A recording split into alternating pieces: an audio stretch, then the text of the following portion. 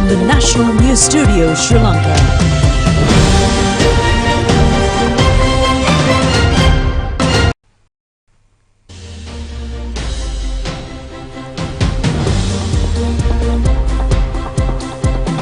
A pleasant day and a warm welcome to the news live on Rupavahini ChannelEye. We are ready to bring you the top stories here at home and around the world. I am Charita Vinipurarachi. And I'm Hushain Ali. Let's have a look at the headlines first.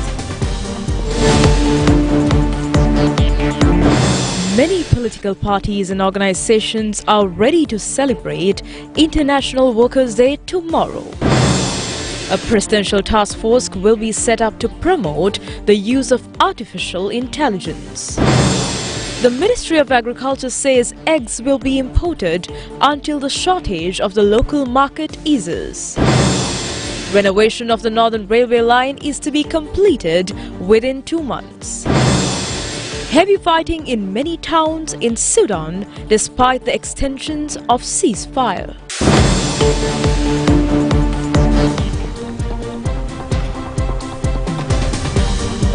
On to those and other stories in detail now, and starting off with the top local story. The International Workers' Day falls tomorrow. And it will be celebrated for the 137th occasion this year.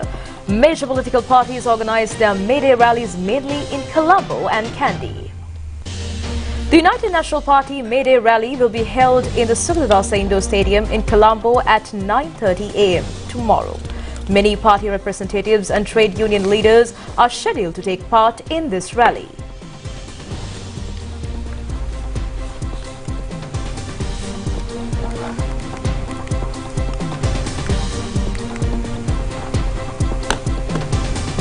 May Day rally of the Sri Lanka Podujana Peramuna will be held at the Campbell Park in Borella. The rally will begin at 2:30 p.m. under the patronage of former President Mahinda Rajapaksa. The theme of this year is to win the interest by overcoming the challenges. Samaki Jana Balavekya May Day rally will be held at A. Gunasinghe grounds in Colombo under the patronage of opposition leader Sachit Premadasa. The May Day march will begin from PD Sirisena grounds in Maligawatta at 1 p.m.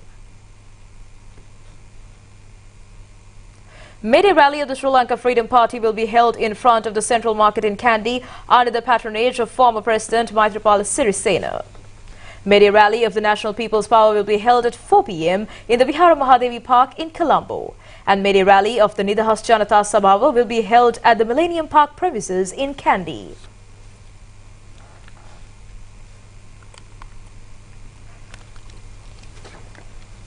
And the march will start from the D.S. Senanaika Street at 2 p.m.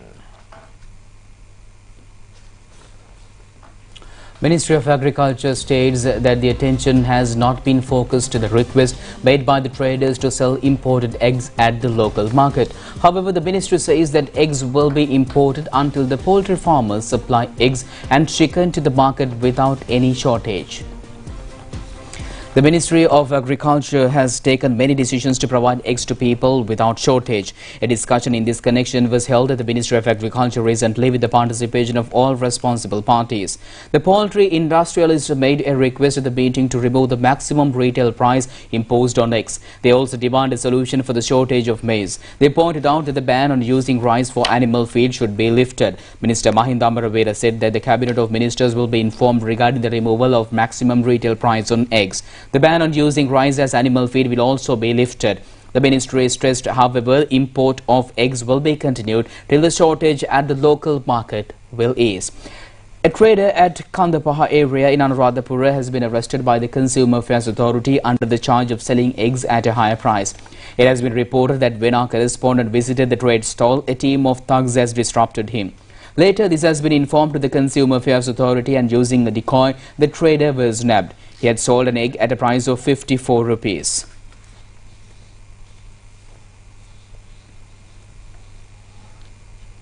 The government decides to form a presidential task force to promote artificial intelligence in the country. And President Ranil Wickremesinghe instructed officials from the Ministry of Technology to prepare a concept paper to promote AI usage in the country. The President instructed to form the Presidential Task Force comprising with AI experts. President Wickremesinghe commented on the potential for artificial intelligence technology to contribute to the country's development.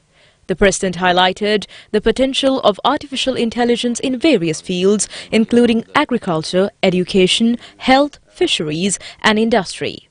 He noted that the current annual contribution to Sri Lanka's gross national income through computer and information technology is around $1.9 billion. He stressed the importance of taking prompt action to increase AI's contribution to the gross domestic product in the coming years. The President said that the government is aiming to create a digital economy. President Wickremesinghe said that only 2,500 engineers are produced every year and the number should be increased up to 10,000 to meet the demands of the digital age. The attention of the meeting was directed on the development of infrastructure necessary for related research activities, especially improving university research departments and the latest trends in the field. State Minister Kanaka Herath, experts and Ministry of officials were present at this occasion. Well, of course, IT was there, but in this, we felt the future lies with AI, and that Sri Lanka has to start investing more in AI, and that has to be done by the private sector. So this is the reason that I have called you here today to get your views. We'll have a preliminary discussion on how we start, what are the advantages, what are the disadvantages. But next year I am setting aside ₹1 billion for be used in AI. The Women Plus Bazaar 2023 exhibition organized for the first time with the aim of empowering Sri Lankan women was declared open by President Ranil Wickremesinghe in Colombo today. The exhibition was organized by the Embassy of the Arab Republic of Egypt in Colombo, the Colombo Municipal Council, the Ministry of Women, Child Affairs and Social Empowerment and the National Crafts Council, targeting tourists. More than 200 stalls of local handicraft manufacturers and female entrepreneurs made up the exhibition. The President, who declared open the exhibition, also visited the stalls and engaged in a cordial discussion with the manufacturers. President Wickremesinghe instructed the State Minister Geeta Kumarasinghe to find a suitable building site for the construction of a trade centre in the Golfers area to sell such local handicrafts to local and foreign markets. Minister of Buddhasasana, Religious and Cultural Affairs, Vidura Vikramanayake, U.S. Ambassador to Sri Lanka, Julie Chung, Ambassador of the Arab Republic of Egypt, Margaret Mosley, and other officials were present on this occasion. In the meantime, Egypt Ambassador in Sri Lanka, Margaret Mosley, says that this country will work in cooperation with the Forum of Ambassadors of Arab Countries to set up an Arab Sri Lanka Business Council in order to promote trade, tourism and investment sectors in Sri Lanka.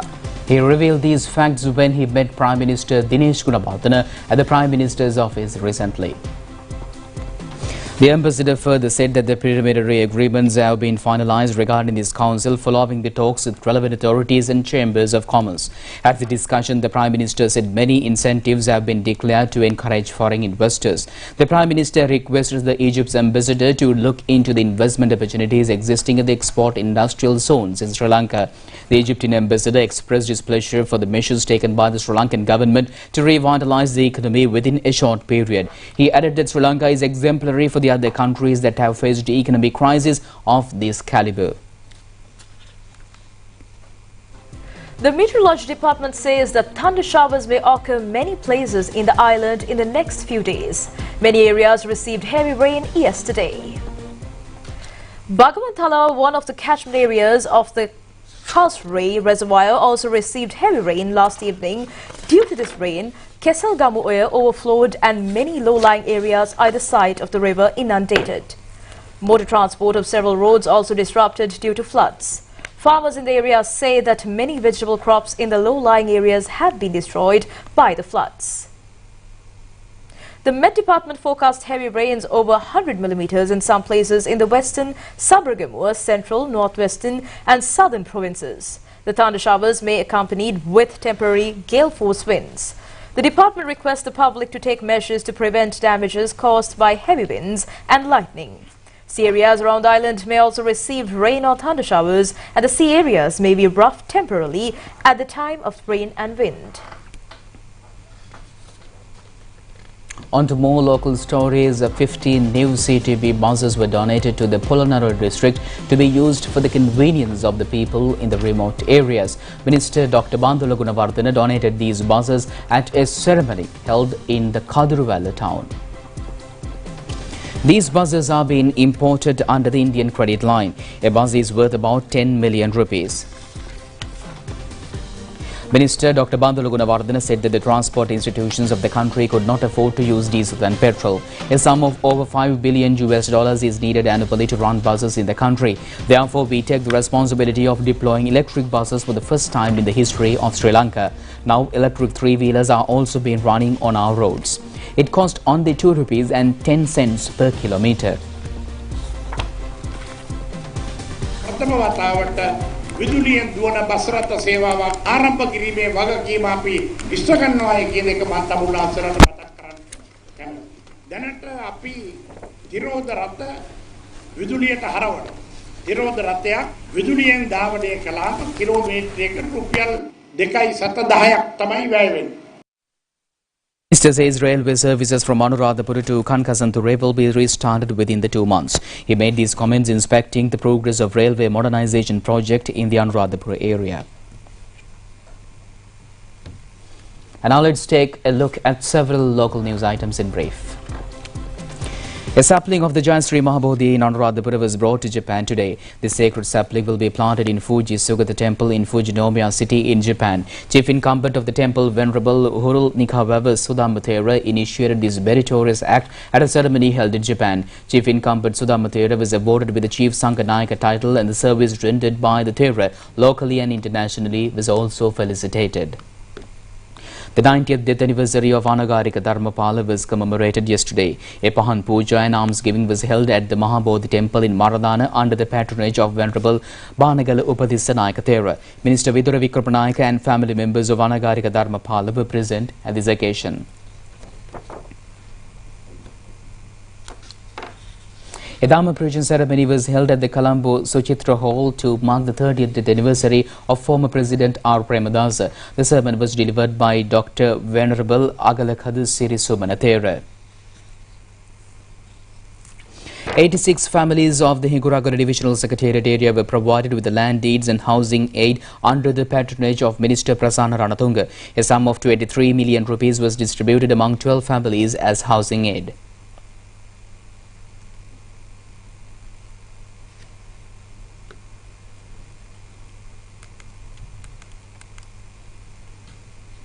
Six smart classrooms built at the Pannala National School were vested with the students recently. The All Students Association in the school has spent a sum of 8 million rupees for this purpose. A group of film directors and veteran cinema artists from Karnataka state engaged in an observation tour in the Ranminithan cinema village in Tisamaharama yesterday. The Carnatic film directors are also to select some backgrounds for cinematic creations. A 34-year-old father of 3 children have been killed at Kongahapura area as a brother due to a land dispute.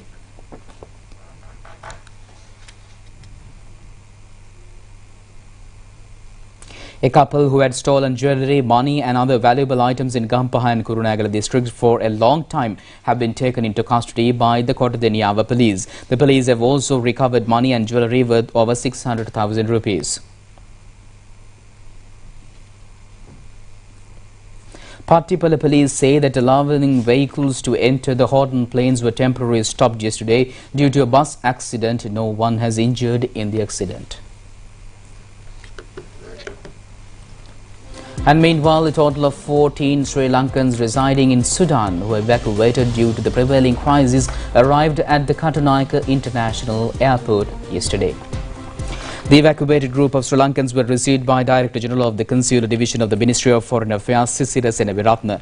Their evacuation was facilitated with the coordination of the Ministry of Foreign Affairs and the generous assistance of the government of Saudi Arabia. The embassies of Sri Lanka and Riyadh and Cairo of the Consulate General of the Sri Lanka in Jeddah have been working with the authorities in Saudi Arabia and the Indian evacuate the Sri Lankans living in Korochom who had requested to be rescued. The High Commission of Sri Lanka in Nairobi Nairobi and the Sri Lankan embassy in Muscat also extended assistance in the evacuation process. In a statement, the Ministry of Foreign Affairs said that they will continue to monitor the situation in Sudan and remains ready to assist the Sri Lankan nationals who are still in Sudan if and when a request is made for repatriation. And fightings has intensified in Sudan's capital, Khartoum, shattering the latest ceasefire aimed at allowing people to flee to safety. And the truce was due to end at midnight today, and millions remain trapped in the capital where food is running short. The Sudanese army said today that its troops were attacking the city from all directions with airstrikes and heavy artillery to flush out its paramilitary rivals. More than 500 people have been reported killed, with the actual total number of dead and injured expected to be much higher. The fighting pits the regular army against the paramilitary Rapid Support Forces, Army Commander General Abdel Fattah al-Burhan and Paramilitary Chief General Mohammed Hamdan Dagalo are vying for power. Foreign countries have been evacuating their nationals amid the chaos. Thursday night's agreement to extend an uneasy ceasefire followed intensive diplomatic efforts by neighboring countries, the US, UK and UN. But the 72-hour extension has not held. By last evening, heavy fighting had resumed in Khartoum. The army said it had conducted operation against the paramilitary troops north of the city centre. Chaotic scenes were seen in Port Sudan, where people are desperate to board ships, some of which are heading to Saudi Arabia and Yemen. Meanwhile, the first aid flight with medical supplies has arrived in the country with 8 tons of relief supplies, including health kits for hospitals. More than 70 people of health facilities in the capital have been forced to close as a result of the fighting that erupted on April 15th. Foreign Minister Ali Sabri set to attend the 56th annual meeting of the Board of Governors of the Asian Development Bank in South Korea. The minister will attend the meeting representing President Ranil Wickremesinghe. The 56th annual meeting of the Board of Governors of the Asian Development Bank is scheduled to be held from the 2nd of May to the 5th of May. The annual meeting is a high-level event attended by around 3,000 to 4,000 participants, including ministers of finance, governors of central banks, senior officials of the major global banks, companies and media. The foreign minister will deliver a statement at the governors' business session on the 4th of May 2023, among other interventions during the period. The minister is expected to have bilateral meetings with the counterparts of a number of other countries on the sidelines of the event to discuss Sri Lanka's ongoing engagements for economic revival. Meanwhile, several Sinhala and Tamil New Year celebrations have been organized yesterday as well. The New Year celebration organized by the first batch of SLRC announcing course was held today at the corporation premises. Students of the external training courses of the Research and Training Unit participated in the celebration. Chairman of SLRC, W.B. Ganekala, graced the occasion as the chief guest. Many innovative competitions and events have been included in this New Year festival.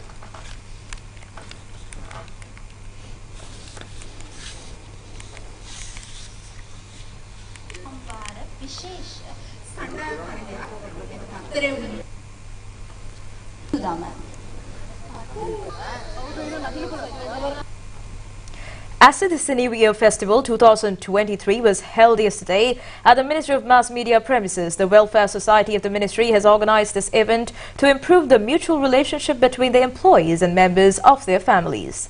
Secretary to the Ministry, Anusha Palpita, and many distinguished guests were present at this occasion.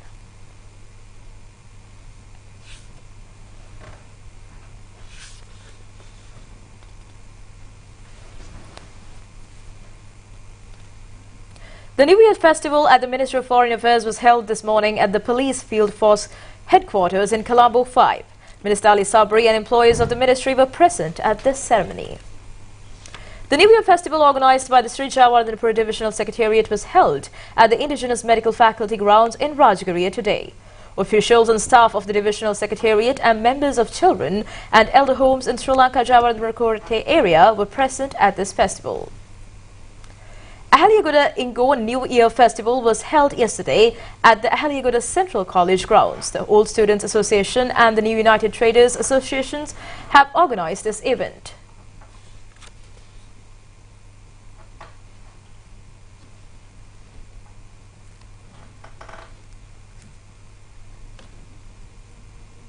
Stay tuned with international news after this break.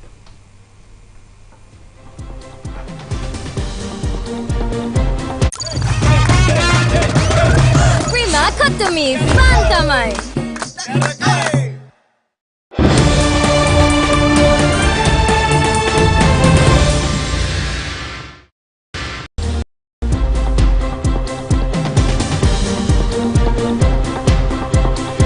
Welcome back, and moving to the Ukraine-Russia update on to your foreign news. And 2 civilians have died as a result of Ukrainian shells hitting a village in Russia's Bryansk region, and the regional governor said, according to the Russian media.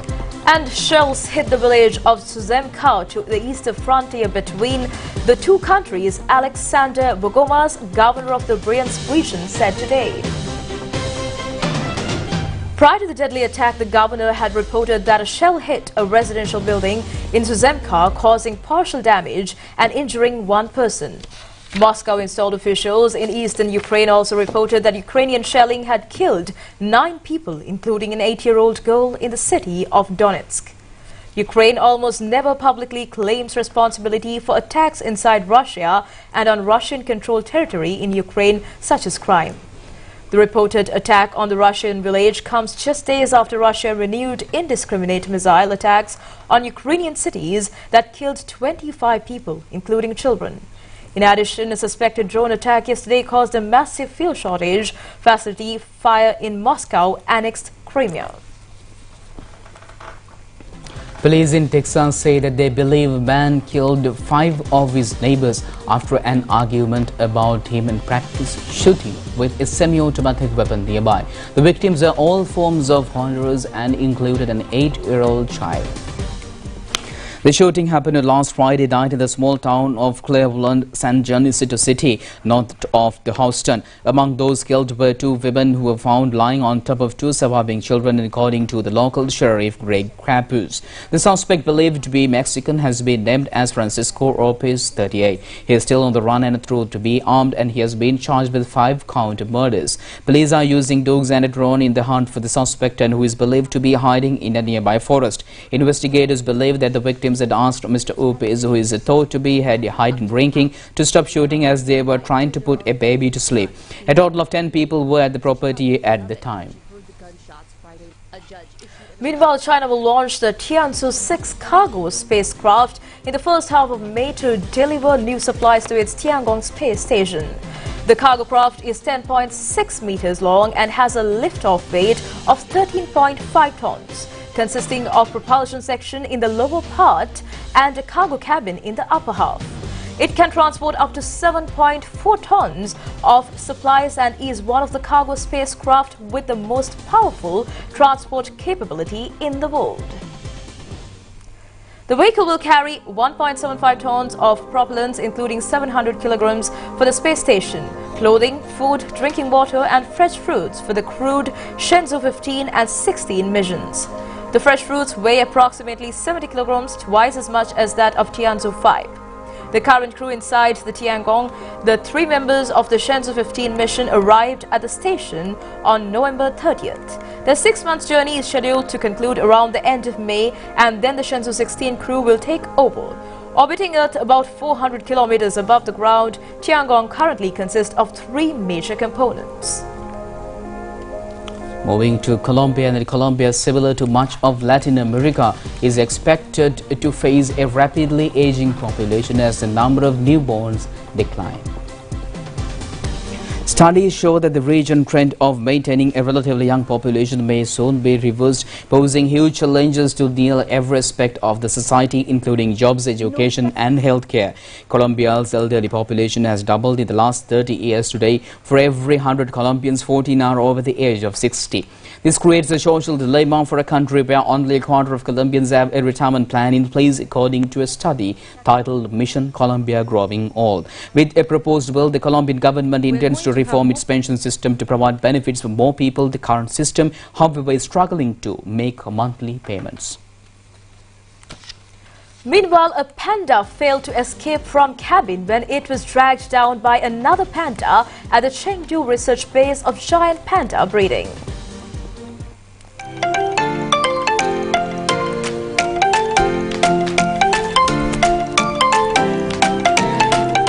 video footage, two panda cubs were trying their best to climb up the fence in a bid to escape from the prison without the sitter to watch them.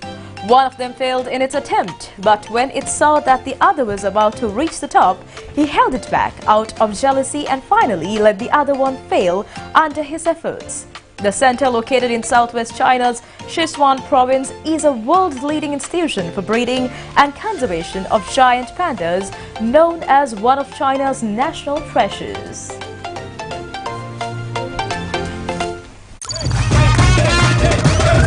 Prima, cut to me, pantomime.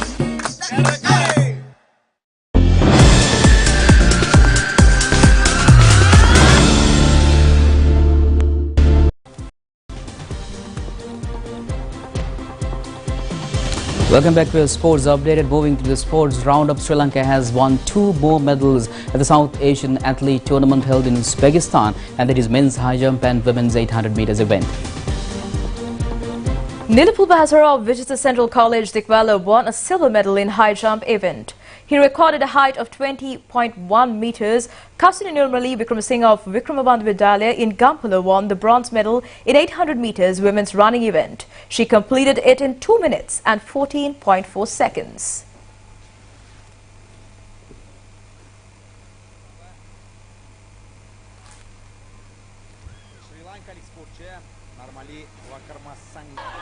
St. Joseph College in Maradana won the Under-16 All-Island Inter-School Boys Basketball Tournament. In the final game, St. Joseph College team beat Gateway International School 84 to 66 points.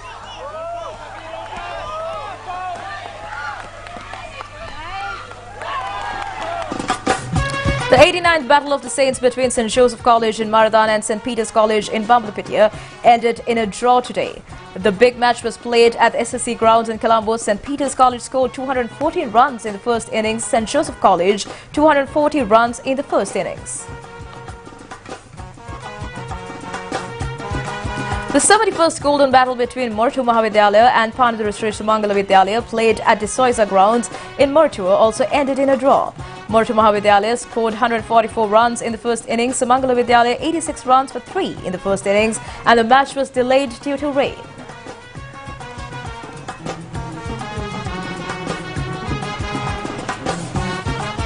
The big match between the Trinity College, Kandy and St. Anthony's College in Karagastota, which was played at the Askeri grounds in Kandy, was ended in a draw.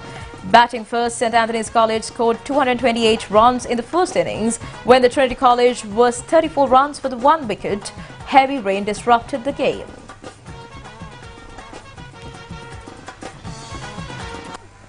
Pakistan won the second ODI against New Zealand, played in